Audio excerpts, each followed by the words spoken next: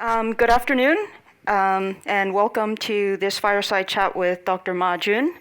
I'm Pamela Mar. I work for the Fung Group, which is a supply chain manager based in Hong Kong. And I'm also a teacher at the Hong Kong University of Science and Technology MBA program. And it's really my pleasure to have someone as world-renowned as Dr. Ma Jun here with us. Just so that you know who to thank for this conversation, it's HKUST's business school, run by Kar Yan, the Institute of Environment, run by Alexis and Jimmy, Civic Exchange. There should be someone representative here, Robert Gibson, when he shows up later, and the Hong Kong Green Finance Association, which Tracy and Jenny are running. So any subsequent interest, please go to these parties. Okay, so now I would just like to let you know that this is going to be recorded and put on the web, so please be aware.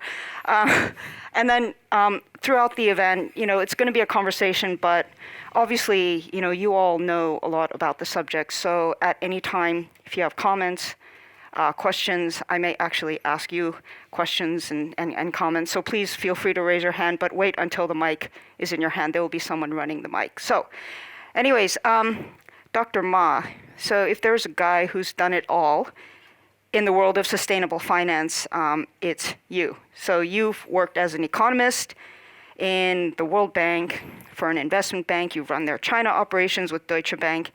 You've worked for multilateral development banks and State Development Bank, or State Development Research Institute in Beijing.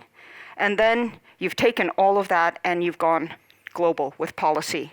And now Dr. Ma Jun is the head of the G20 Sustainable Finance Working Group, which is basically the aggregator of everything related to policy and development for sustainable finance under the G20 since 2016 or 2015. And then you've also got roles in China, helping to drive sustainable finance in China.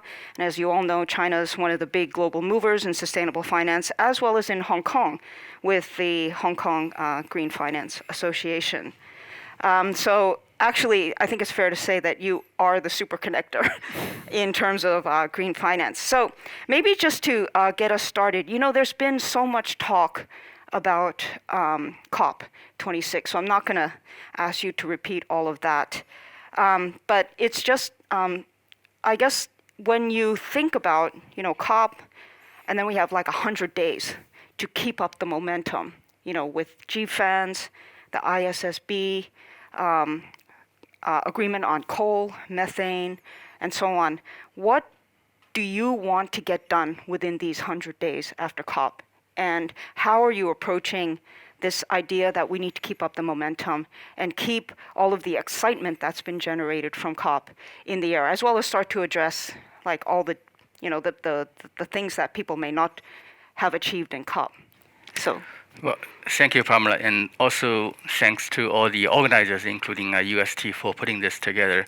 Really my great honor and pleasure to be a part of this conversation. Just to be precise on your description of my role in G20, I'm not the head of the group. I'm the co-chair of the G20 Sustainable Finance Working Group. I'm co-chairing this with Larry McDonald from US Treasury.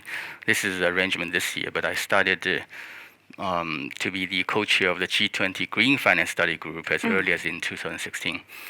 Now, back to your question on COP26. In the run-up to COP26, there were lots of discussions on what to do, what to announce, what kind of pledge different countries and organizations should be making. More involved in the finance sector. So a couple of things to sort of communicate with the audience. A lot of efforts we put into the G20. I want to make sure that the G20 will deliver some strong action plan, which is the G20 Sustainable Finance Roadmap that was drafted by the working group, which I chaired together with Larry. And that's a major piece, I think, out of the COP. During the COP, we had a G20 leaders endorsement of the roadmap, which included 19 actions that will address key issues that requires global coordination in the coming few years. And also, this roadmap serves as almost like a guide to division of labor among major international organizations, because so many things need to be done in terms of taxonomy, disclosure requirements, incentives, transition finance, biodiversity financing, and the G20, including its working group itself, cannot do all of these things. We need to really arrange other organizations, whether they are international bodies or networks or NGOs or country authorities, to work together to drive the agenda forward, especially on issues such as standards that requires a lot of coordination because there are too many standards going on. For example, I've been saying that there are 200 taxonomies in the world which define what is green. And now this is a problem that requires very high level coordination because every country may think I want a taxonomy. But if you have 196, 7 taxonomies, it becomes a chaos. The markets cannot talk to each other. It's almost like 200 languages being spoken in one community. And that's why I just give you one example out of the 19 actions. The first one is to develop a set of principles for those who want to develop taxonomies. And that's how we try to push the convergence of taxonomy going forward.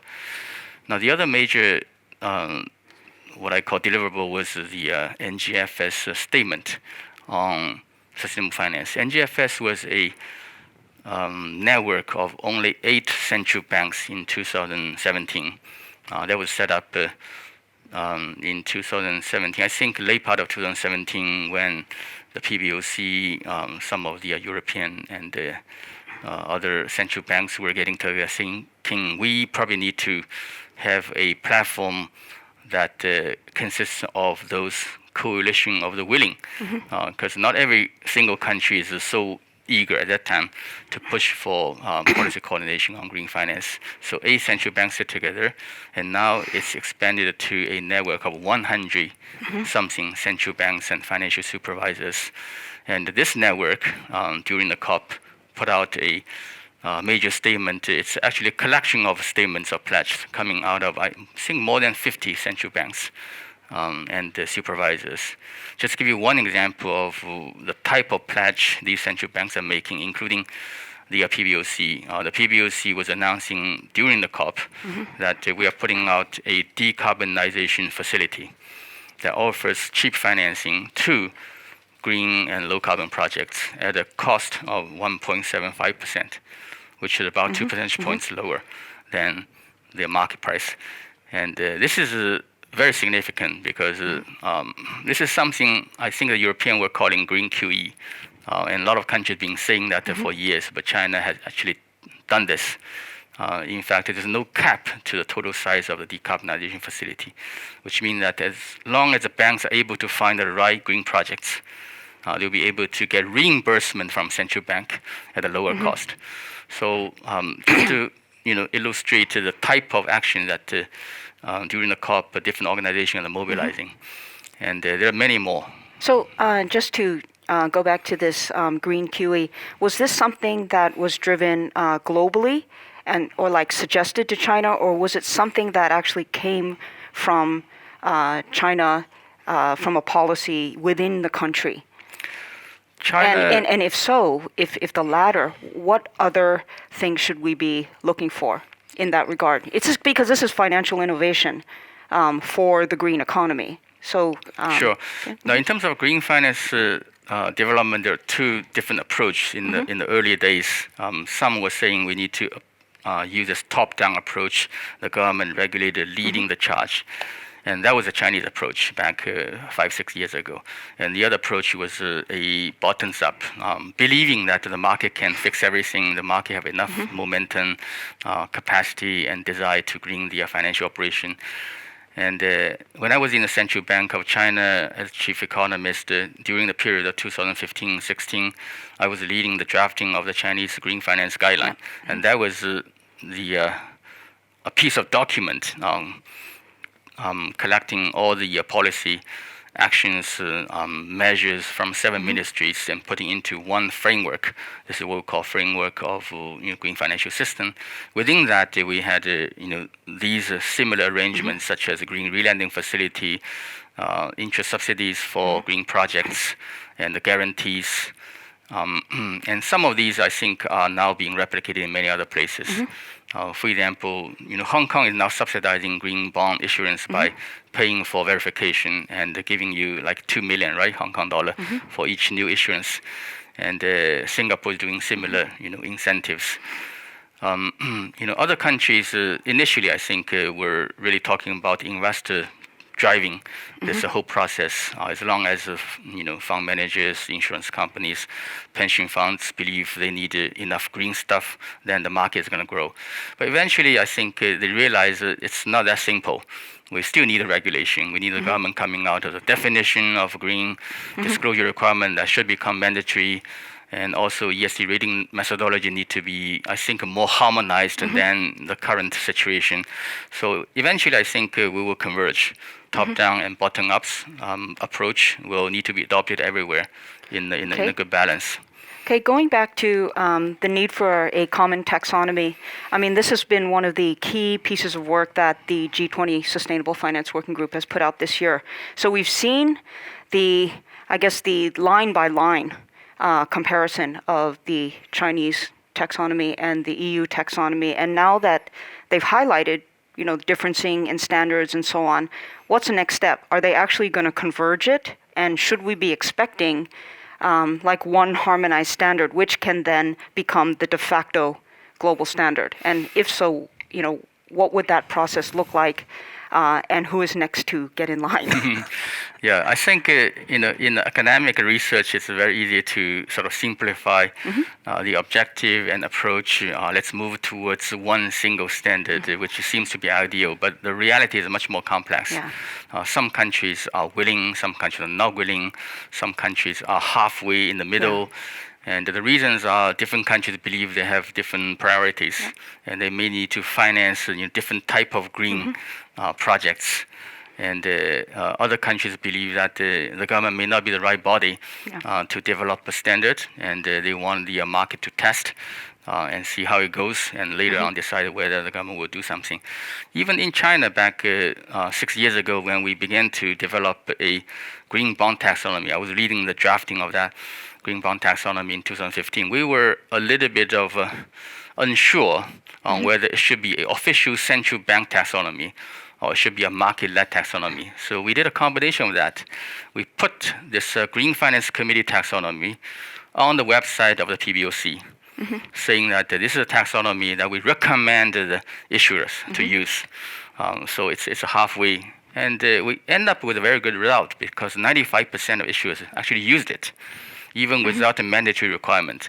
And recently, the central bank, when they updated the green bond taxonomy, they made it official.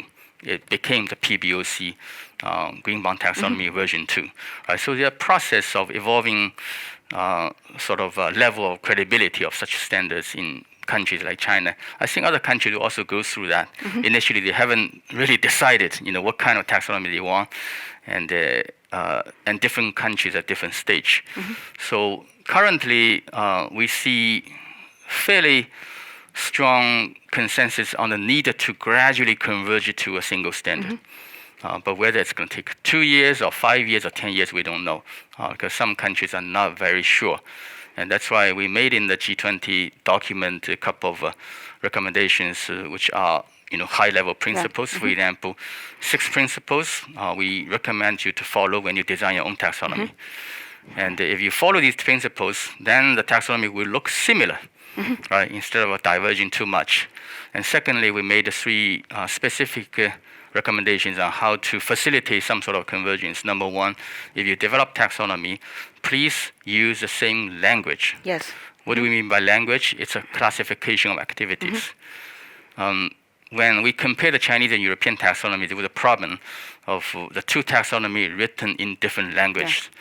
And in order to convert into the same language, which is ISIC, International Standard Industrial Classification, it spent us 9 months to do this conversion. Then we began to compare. So if every country developed taxonomy in the same language, then the comparison is no longer needed. That's recommendation number one. The second recommendation is that the countries and jurisdictions can choose to adopt a reference or common taxonomy or use it as a basis to develop your own taxonomy. That also simplifies things and facilitates some sort of convergence. And I can come back to what kind of common taxonomy that are available now, one of which is a common ground taxonomy. And the third recommendation is for those regions with many smaller markets, you may want to consider developing a unified taxonomy instead of many smaller taxonomy. For example, Africa. If every country wants a taxonomy, they got 50 different taxonomy. But actually exacerbates market segmentation. What we need is a unified market with liquidity and with one standard. So places like Africa, ASEAN, and Central Asia, I think are very suitable for developing a joint or unified taxonomy. Is that one of the goals now that Jakarta or now that Indonesia is taking over the G20? It's a perfect example. Is that going to be one of the focuses for next year? For ASEAN, I think they are working on a unified taxonomy already. I had quite a few conversations with them recently. When I was speaking, I think representatives from Philippines were elaborating on some of the specifics. So I think they are actually getting very close.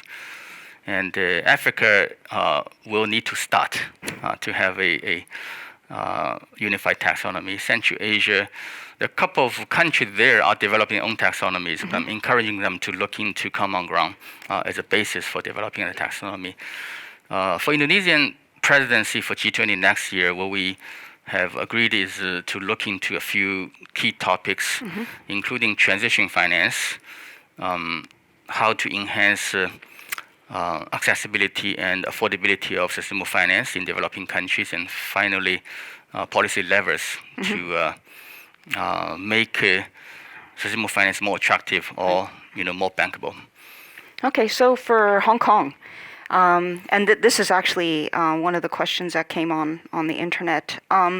Would you recommend Hong Kong issuers and also Hong Kong advisors to hew to the common ground taxonomy, or should they look at the one produced by the PBOC?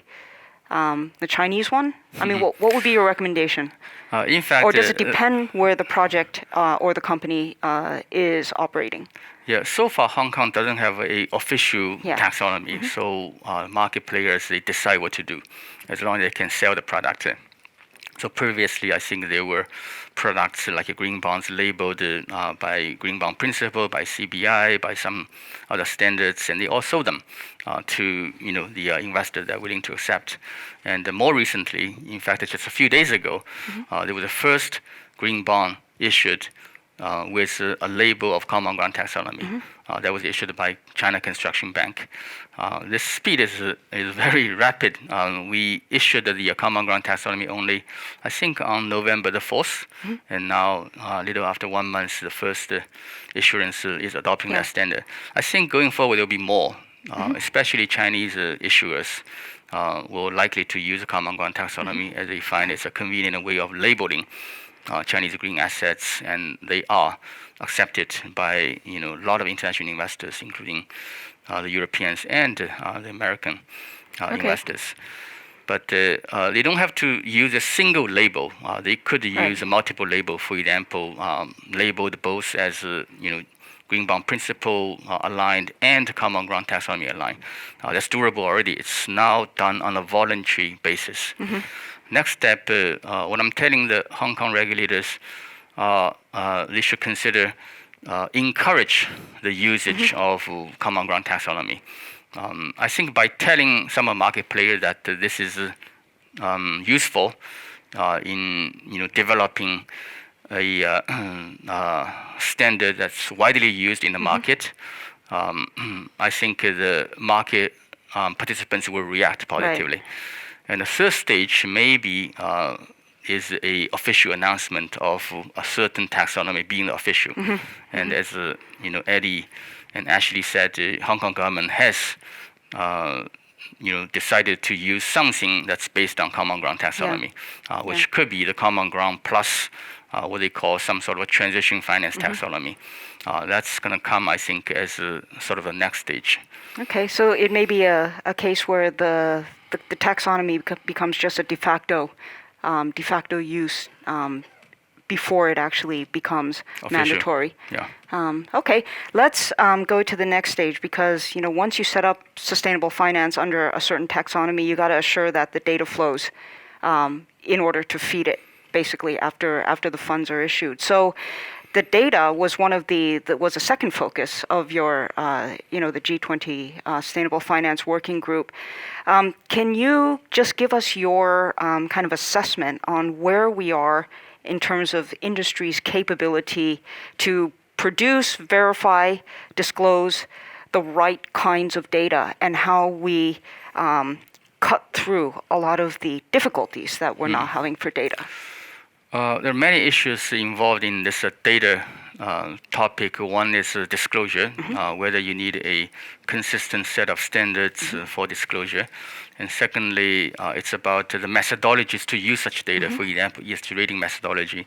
And thirdly, how to apply digital technology to collect and process such data in a more efficient way.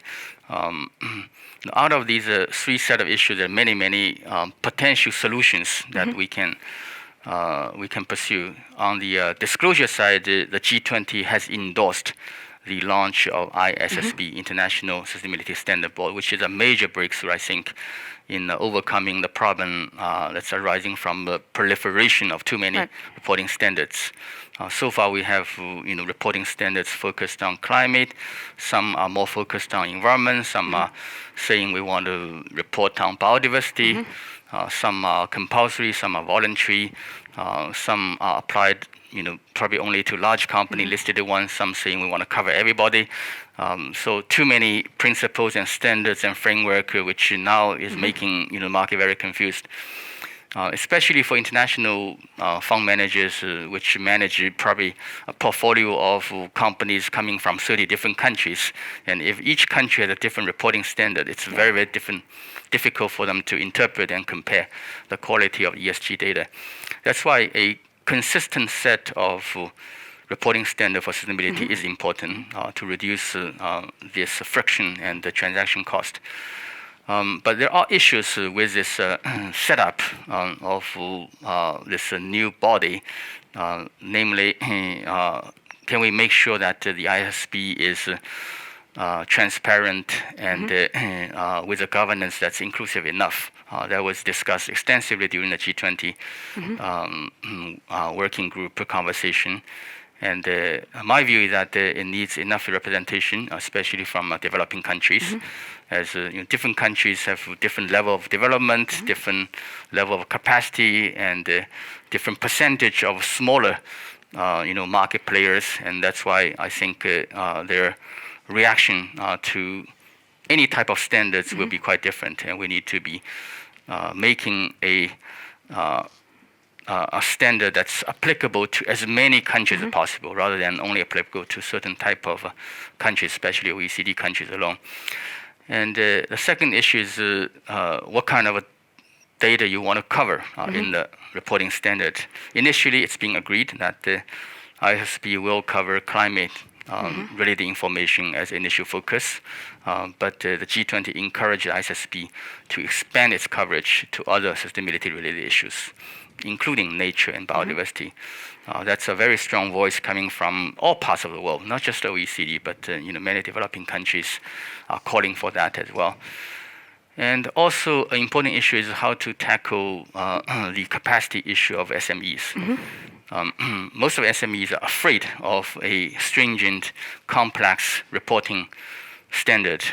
Just imagine if a company is making only 1 million Hong Kong dollar, and you want him to, fill out a 50-page form with most of the data that's not available, then the cost could be exceeding its revenue. So that kind of a problem you need to be addressing within this setup of the standard. So eventually, I think there might be a need for some sort of differentiated treatment for large versus smaller companies. and also the application of digital technology is super important to make sure that the collection of information, calculation of some indicators are done much more automatically rather than in a manual way, so that we can reduce the cost of reporting for SMEs. So do you see this as something, these three issues, building capacity with developing economies, ensuring that the right coverage is included in reporting, and then also building capacity with SMEs, are these going to be like basically forming your work plan for the G20 Sustainable Finance Working Group for next year, or is your work sort of now done in this field, and you're going to leave it to ISSB and national entities? Yeah. How do you see the split? Right. The G20 Sustainable Finance Working Group is not something that we raise all these tasks for ourselves. Yeah. We list the 19 things to be Right. done. In fact, out of the 19, there are many other subtasks for mostly somebody else. For example, I think more than 20 IOs were mentioned in the G20 roadmap in the appendix, saying that ISSB will do this, Yeah. IPSF will do this, NGFS will do this, World Bank will do this, FSB will do that, and some of them will collaborate with each other, and the G20 will provide inputs regularly to the work and provide some sort of coordination role to ensure that these jobs are done properly in a coordinated manner. Okay. Are they going to do it? Every year we have a mechanism which is called the progress report. That's going to be in the G20 Sustainable Finance Working Group deliverable. So one chapter of our annual report is called progress, and the progress of all these IOs will be reported in the report. Okay. So, for example, for SMEs, what are the kinds of things that you would like to see happen? I think we need to experiment as quickly as possible. Now, even though in the first year ISSB is going to come up with a baseline standard that's suitable mainly for large listed companies, but some organizations have to begin its work on SME reporting. So a lot of experiments, I think, in different countries for different sectors with different kind of SMEs needs to be done so that it can feed into the policymaker, the standard setter, in terms of how to reduce cost and what are the really material information that's fundamentally needed for this kind of SMEs, and what kind of tools we can employ to reduce the cost of reporting. I think real cases, successful cases, is necessary before you move to the policy making and standard setting phase. Okay. It's been said that the SME community in general has yet to reach that critical turning point in terms of its interest and its action on sustainability. In fact, they lack technology, they lack knowledge, they lack financing, they lack human resources capacity to really engage on sustainability. And this is one of the things that has really stymied many like business chambers and so on. So is it part of your like remit to basically work with business organizations and policymakers to really accelerate the ability of SMEs to act? And if so, what do you think should be done? I think from a G20 perspective, we work through largely international organizations and networks, and I think BIS Innovation Hub is represented here, right? I was talking to someone. And they are, one of the internet network that's looking into the deployment of a fintech solution, right, to sustainable finance. I think network like that is in conversation with us, so that they can organize, fintech companies, SMEs, and financial institutions to make sure that certain solutions are developed and discussed and reaching consensus, and then feed it back to the G20 discussion. Okay. Let's turn to what you would like to see happen in terms of nature and biodiversity. So obviously we've had a very successful COP15 on biodiversity. Part 2 is going to be in April. Are you looking at ways to bring these two climate and biodiversity discussions together within your working group? Because basically sustainable finance has to fund both. Right. Now, biodiversity is now a key topic in the G20 in quite a few sustainable finance international networks. And that's why G20 has reflected this growing consensus already. In fact, if you look at the G20 roadmap, there are many places where the roadmap mentioned biodiversity and nature should be included into the sustainable finance framework, including taxonomy. In the future, we need to have nature positive projects listed as items to be supported by sustainable finance, including disclosure requirement. We need to move over time beyond climate information into space like biodiversity and nature, and into risk analysis, because the risks are not just the environmental risk, climate risk, but the financial risk could also be generated by the loss of biodiversity. For example, a lot of key industries are heavily dependent on biodiversity, such as agriculture, fishery, timber industry, tourism, and so on. Without biodiversity, you don't have the industry, and that's why the investments in these sectors will suffer losses. And that kind of analysis should be done as part of sustainability risk analysis. So I think a lot of banks are beginning to do climate stress testing, and they know the concept of physical risk and transition risk, but only associated with climate. And that's not enough. They need to associate with biodiversity loss. And also transition risk could be related to biodiversity. If the government wants to protect nature, for example, they set up national parks, and then they decided those activities in the national park, although they are making money, but they are illegal. And these activities, including real estate projects, power companies, will have to wind down their operation, and the financial investment in these places will become bad loans or suffering from valuation losses. So such risks are considered as transition risks because they're a result of government actions to protect biodiversity. And that's why the NGFS recently is taking the lead in forming such a consensus on relationship between biodiversity and financial stability. And the two concepts that's coming out of this study, which I co-chair, are the transition risks and the physical risks arising from biodiversity loss. That's going to be, I think, known by the financial industry in the coming few years, and will probably go into regulations for them to analyze and report in the future. Okay, it's really, I think for biodiversity, it's really clear that there are macro risks that are created by the loss of biodiversity, and you can even begin to price those, as you know.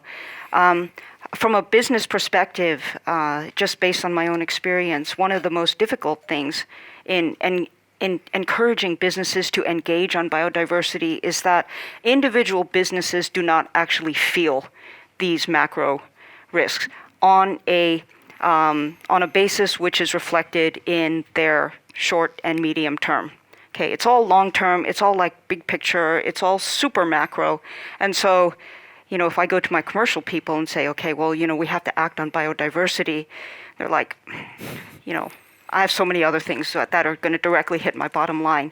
So I get it that you need to understand and quantify biodiversity risk. How do you bring it down to the level where it would actually make a difference to businesses in a way that would actually encourage them to act? Yeah, this is a time horizon issue, which is the case for climate change as well. Most people feel, climate change is going to lead to problems in 20, 30, 50 years. Right. And my operation is only for today, and for next month I need to deliver my profit to my boss. So it has nothing to do with my current operation. But we find ways to address this time horizon issue. For example, disclosure. You disclose your activities which are harmful to the environment, to climate, to general public. You are penalized immediately. by public opinion, right, by share price, and by the possibility of a government, sanctioning your operation. And if you do good, for example, if you're reducing carbon and so on, you are encouraged by what?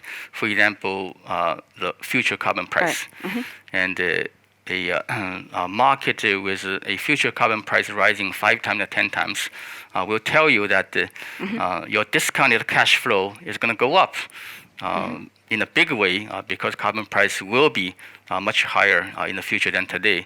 And as long as the operation continues for many years, and these cumulative cash flow will be reflected in your current valuation of the company.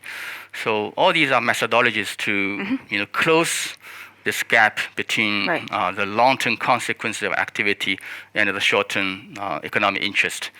And I think same thing can be done to biodiversity as well. Disclosure is very important. If you destroy the biodiversity and nature, this impact should be known by the government, by the regulator, by the general public, by the capital markets. And the market will tell you, you should be very careful today rather than 10 years later. And the compensation mechanism, I think, should be set up to transfer those profits or economic benefits from those who benefiting from biodiversity to those who are protecting, biodiversity. For example, one scheme which my team is leading in designing is to develop a market to exchange what we call the green land quota between Inner Mongolia. That's a lot of desert, right? And some companies can grow trees on the desert. And they should be awarded from the provinces that want to occupy land for real estate and commercial usage. And the mechanism what we call exchange of land quota, because in Mongolia you can create new land by reforestation, making desert a grassland, while in coastal areas you're occupying land, and those occupiers should pay for those people who are planting trees in Mongolia.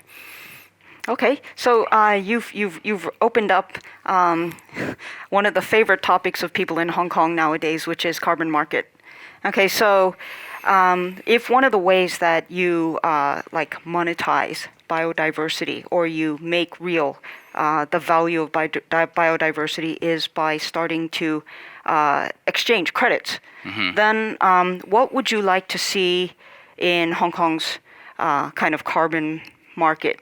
You've said previously that you think the development of a voluntary carbon market in Hong Kong is one of the essential steps to helping Asia kind of,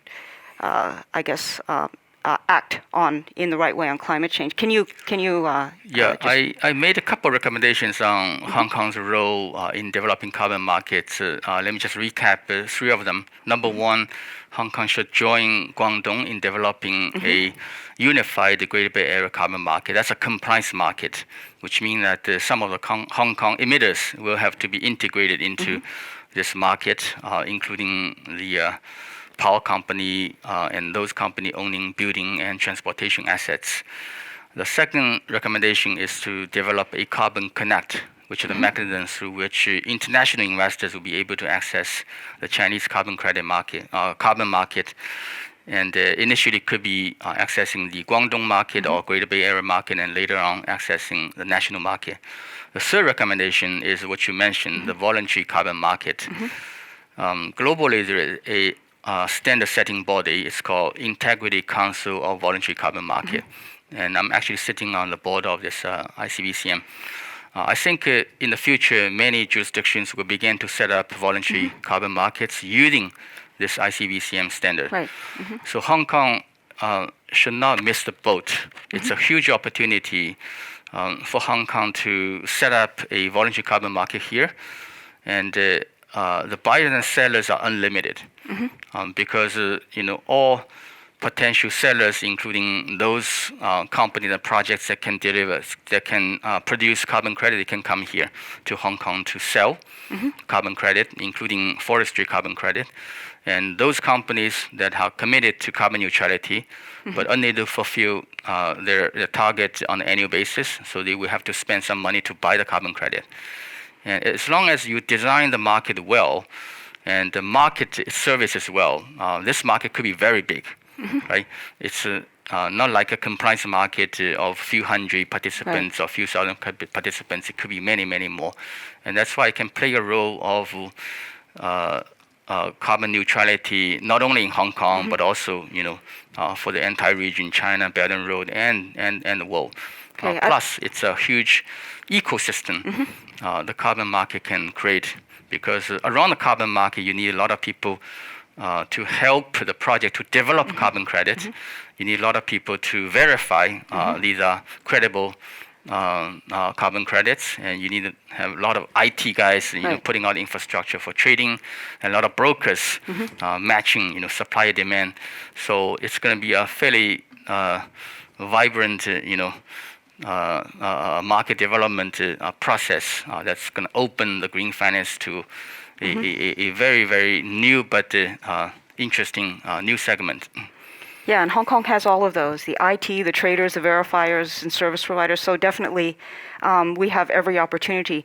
But, our market is global because, the amount of credits that can be generated within Hong Kong should be limited. So how do we make our carbon market, how do we differentiate ourselves to make sure that those global players who have every choice in which carbon market to list their credits on, how do we make sure that they come to Hong Kong? What's our advantage? And I'm sorry for making you do business development for Hong Kong, but but it's a question that hasn't been answered.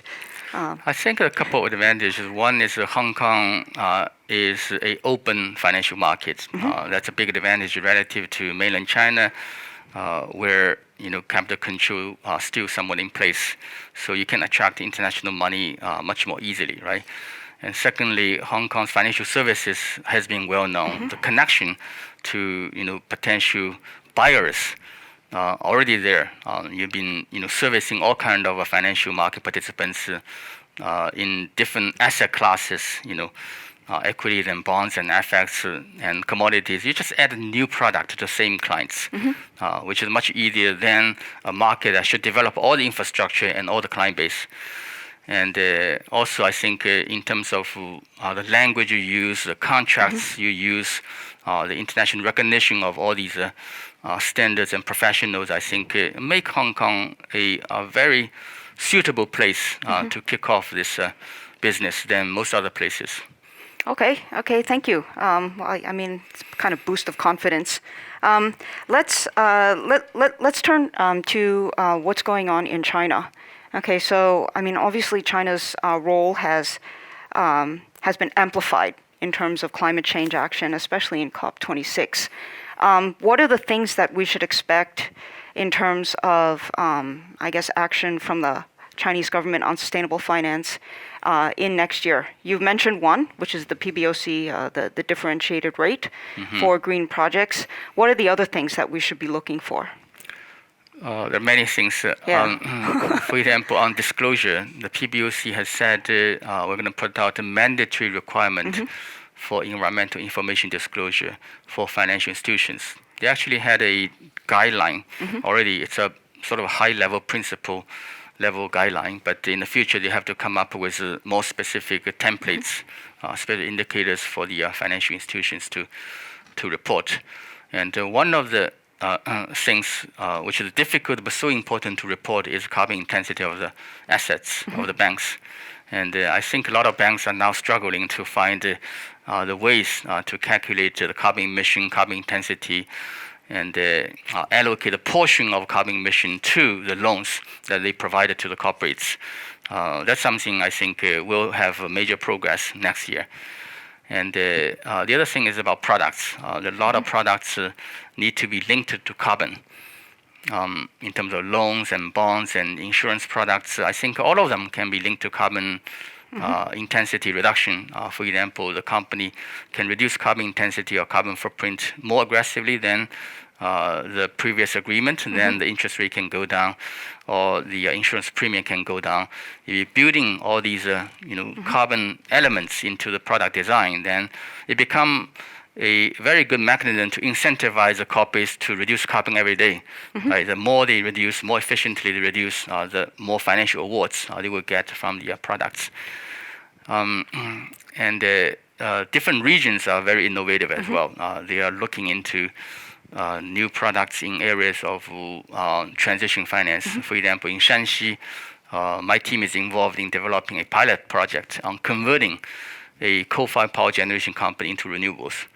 So you need to have a lot of things packaging into this transaction equity injection to make sure that their leverage ratio is low enough to be able to borrow at a preferential rate.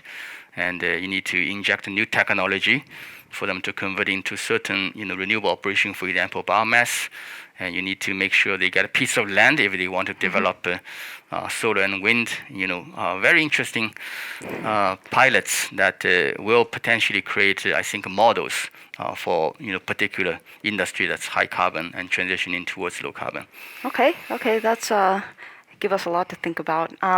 So we've covered a lot of territory, and I guess feel free to ask or comment if you have comments on disclosure, mandatory disclosure, data, technology, biodiversity, anything.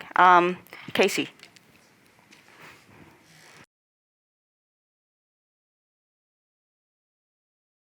Thank you, Dr. Ma, for all these very useful and very interesting updates. I come from a banking background.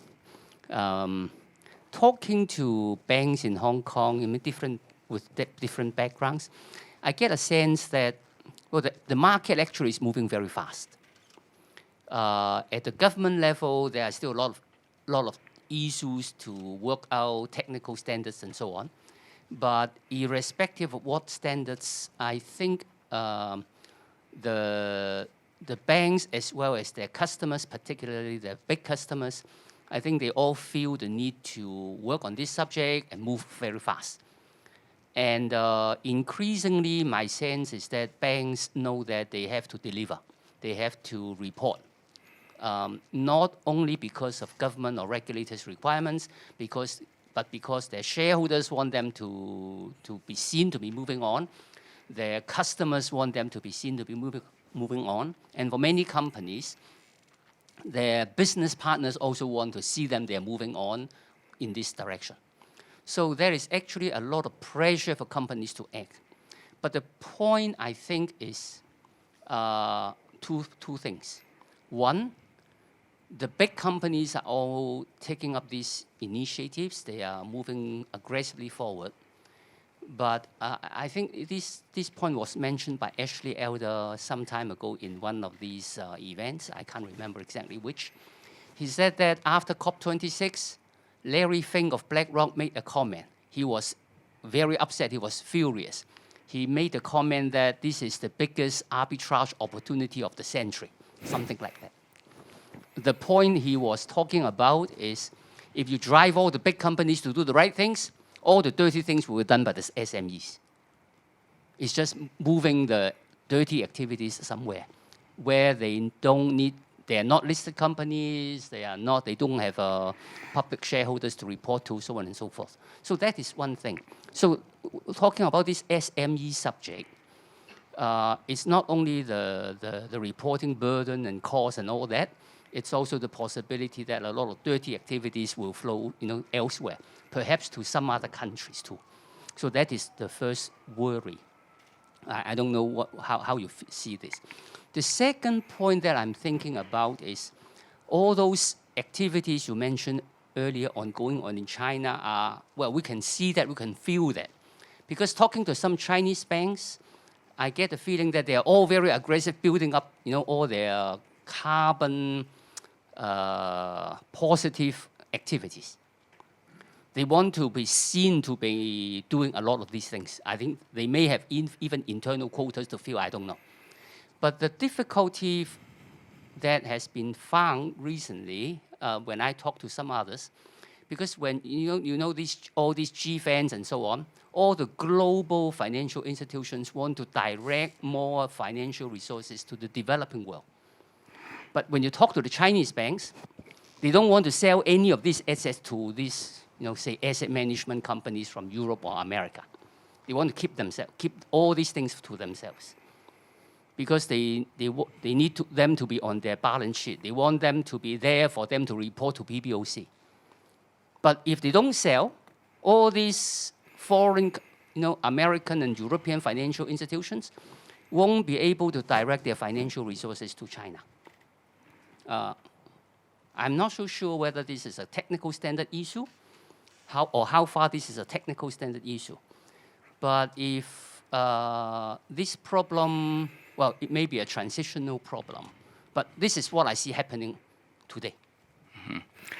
Good questions. There are quite a few of them. One is whether when a big company go green, they're going to leave all the brown stuff to small companies and driving them to developing countries. I think not necessarily so, because in China, the financial market certainly host the large listed companies, but the banking system serve all kind of companies, big ones, small ones, micro companies, and so on. And the banks are actually very aggressively moving towards ESG rating of their customers. My team helped Huzhou Bank. It's a small bank, a regional bank, starting from 2017 to develop a ESG rating methodology for their clients. And now we're able to collect 70 ESG indicators quantitatively for each client in Huzhou.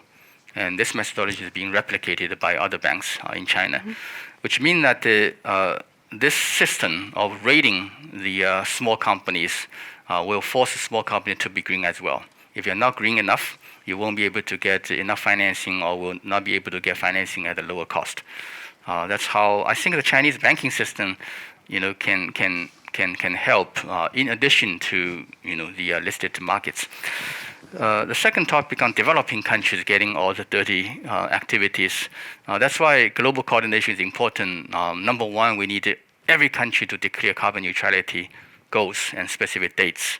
And this year we have a lot of achievements, including Indonesia declaring carbon neutrality by 2060, Russia declaring a target for 2060, India saying that they will achieve carbon neutrality by 2070. So now I think all major developing countries have already a specific date for carbon neutrality. Then certainly they will translate such national targets into specific actions within their country.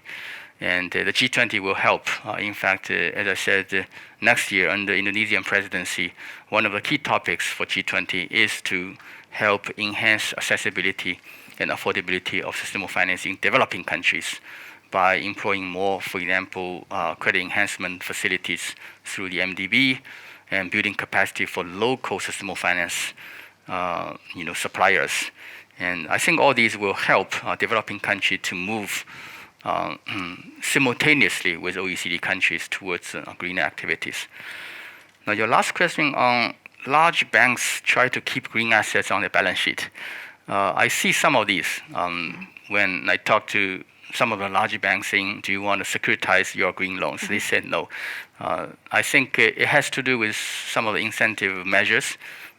Maybe they need to keep enough green loans and green bonds on the balance sheet to qualify a better green bank based on certain rating methodology.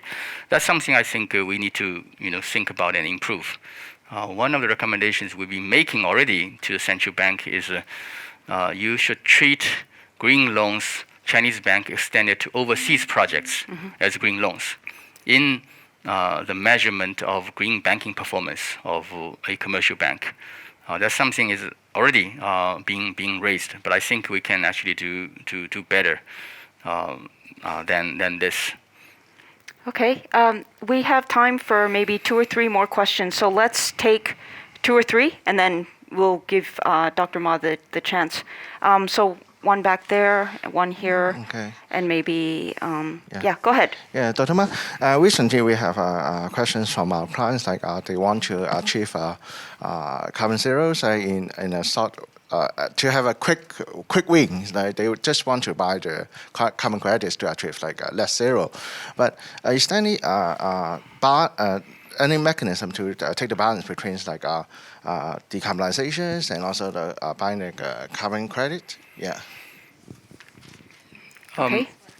Maybe let's collect just, a few. Yeah.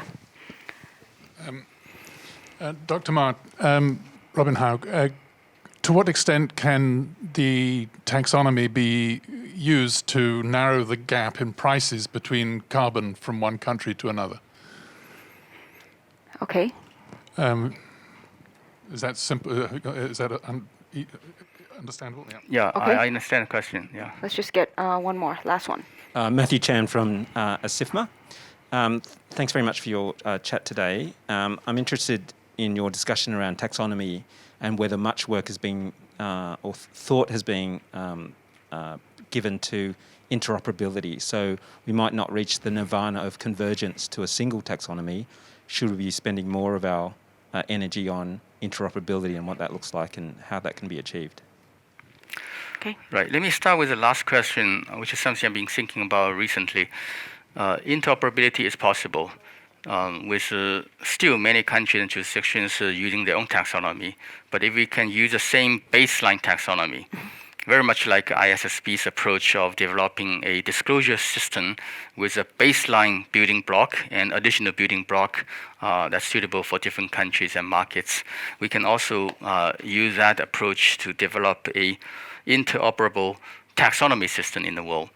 For example, a common taxonomy is adopted by every country and jurisdiction, which provides a core list of activities that are recognized by everybody as green and sustainable, while individual countries and markets can add a little bit more to certain activities which is not in the core, but they believe it's important.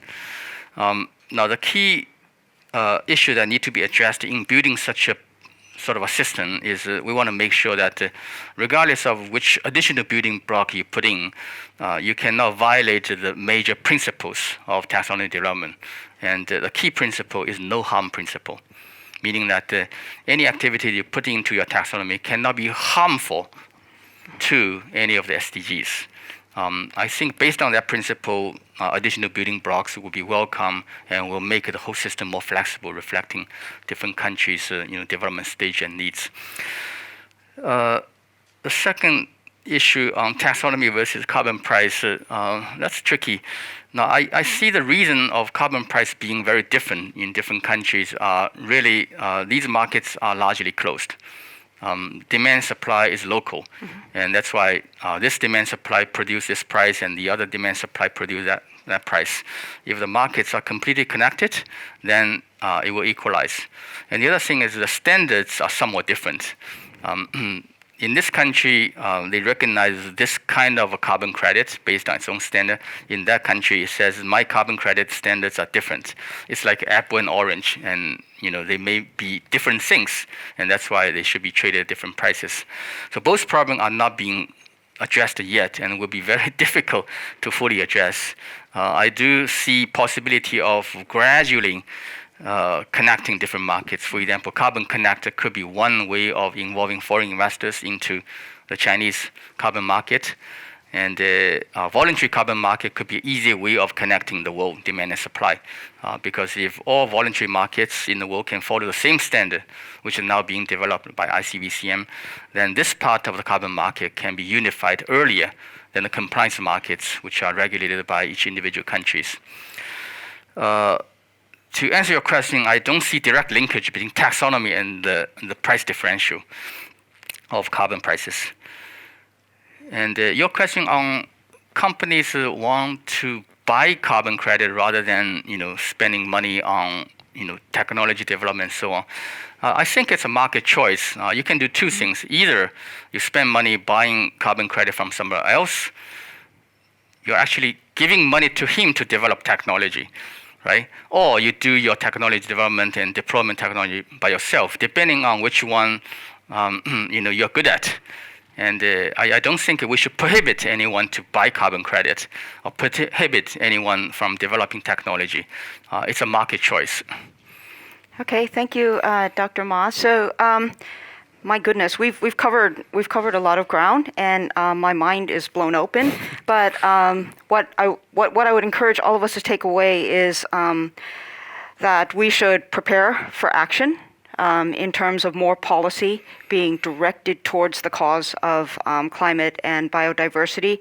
Prepare for disclosure. If you're a company, be preparing for that day when you're actually going to have to build the data flows that will substantiate your disclosure, and that you're going to actually have to make a lot of disclosure, and even maybe for SMEs as well, although probably a slimmer disclosure book. And we didn't talk a lot about technology for data, technology to drive data flows, but that is clearly one of the ways to drive accessibility in term, both from the investor side as well as for the company side.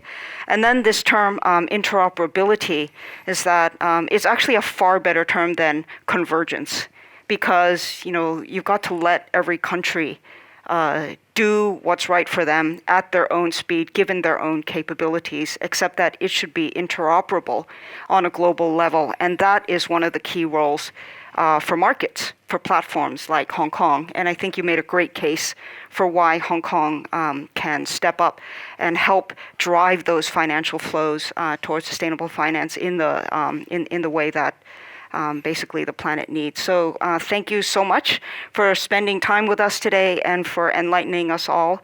Like I said, this will go up on the web, but please continue to act on the issue and raise questions and raise the issue in your own networks and in your own organizations, because that's the only way that we're going to educate everyone and encourage everyone to act. So thank you very much for coming today. Thank you so much, Dr. Ma and Pamela.